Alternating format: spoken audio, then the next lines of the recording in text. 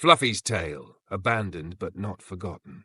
The day started with a mood so heavy it could have crushed an elephant. Sharon and Tim, my so-called owners, were deep in their usual conspiratorial whisper mode. Their voices hissed back and forth like snakes in a frying pan, punctuated by guilty glances in my direction. I should have known right then that doom was afoot. When humans act like they're auditioning for a bad spy drama, it's never good news for the cat. Sharon approached me with the fakest smile I've ever seen. "Fluffy," she cooed, her tone so sickly sweet it could have given me diabetes. "We need to talk." Talk? My ears perked up.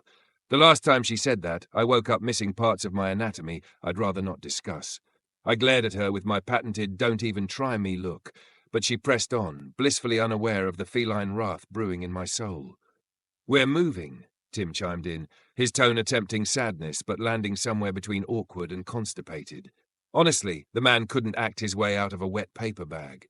"Moving," I thought. Fine. New territory, new furniture to destroy. I can roll with that.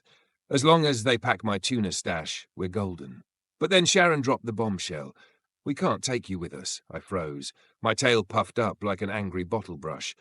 "Excuse me, did I just get demoted to luggage status? I'm not a suitcase you can leave at baggage claim." I let out a sharp, indignant meow, demanding clarification, but Sharon just patted my head with the kind of pity reserved for toddlers who spill their juice. Oh, how I hated that look. "We tried asking around," Tim added, his eyes darting everywhere but at me. "Nobody wants him. Nobody wants me." That hit harder than the time I face-planted off the top of the fridge. I'm Fluffy. I'm a legend. The kind of cat who can charm his way out of trouble and into cans of tuna. How could anyone resist me? But no. According to them, I was disposable. Replaceable. My tail lashed furiously as I plotted all the ways I could sabotage their move. Shredding their passports, peeing in their shoes, maybe a strategic bath on their favorite couch cushion. Then came the kicker. "We'll take him to a shelter," Sharon whispered, like she was confessing to murder on live television.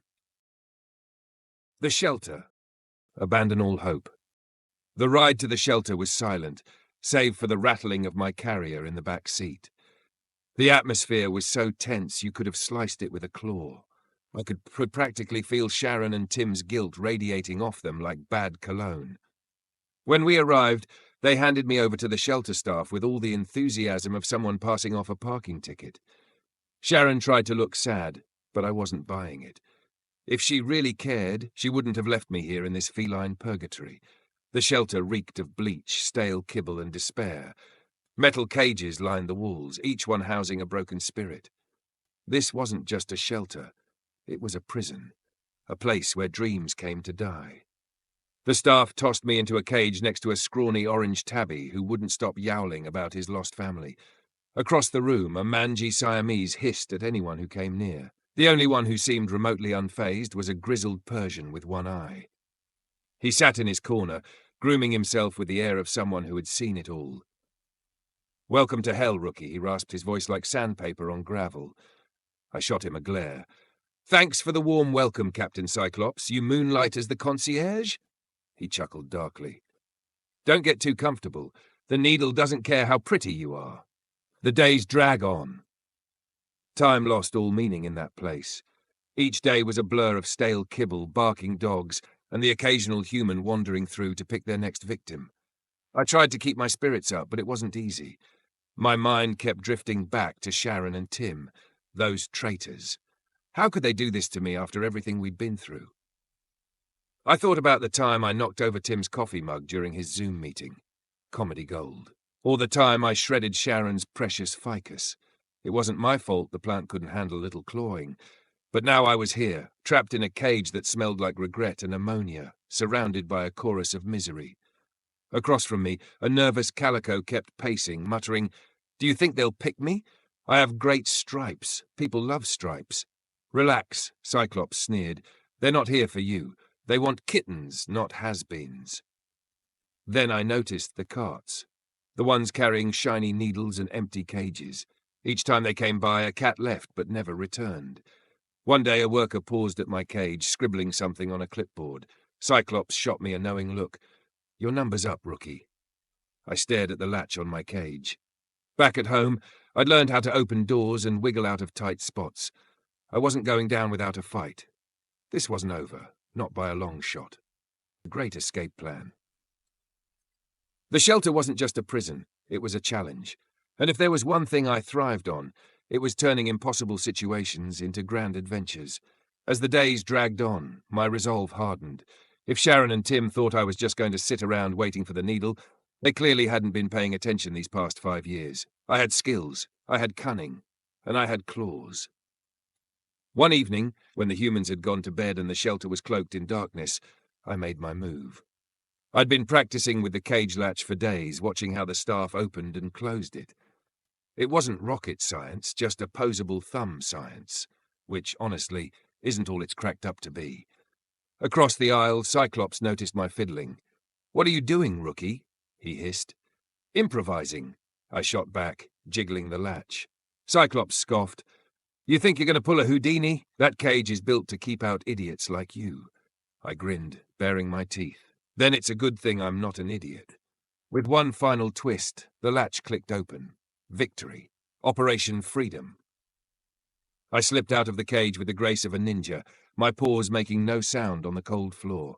The other cats watched in stunned silence. "You're insane," Cyclops muttered. "Insane gets results," I whispered back.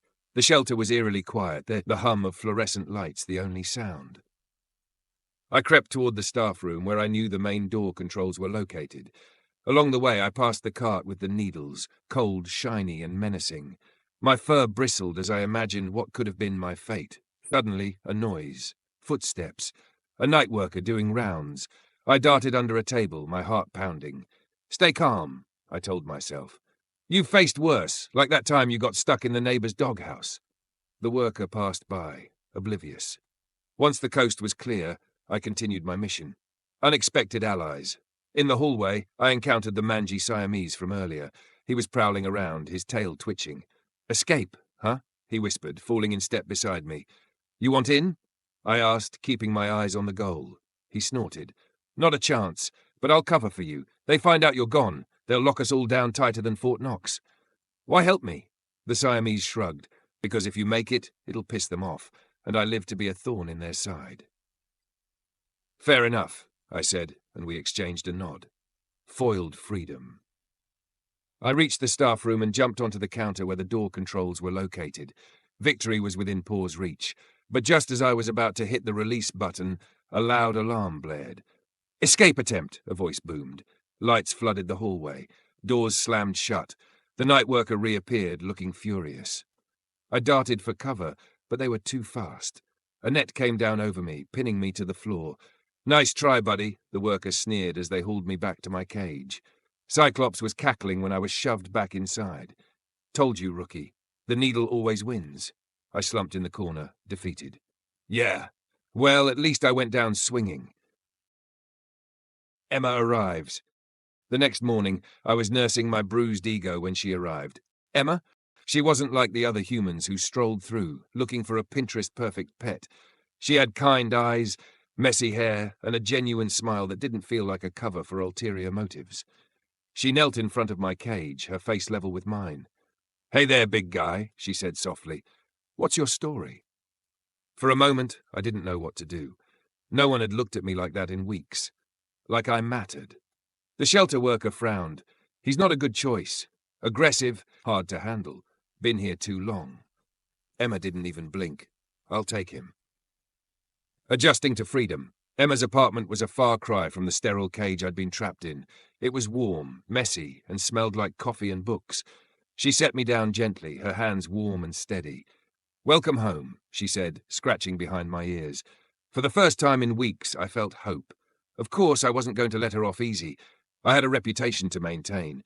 The first night, I knocked a vase off her coffee table just to test her reaction.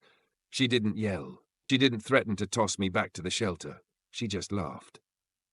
"Well, I guess I should have known better," she said, sweeping up the pieces.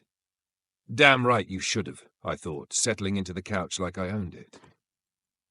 The needle cart's revenge. Weeks later, I had a nightmare about the needle cart. I woke up yowling, my fur damp with sweat. Emma rushed in, her face full of concern. "Bad dream, huh?" she said, scooping me into her arms. I didn't resist. For once I let myself be vulnerable. "You're safe now," she whispered. "Nobody's going to hurt you again." Life with Emma wasn't perfect, but it was mine.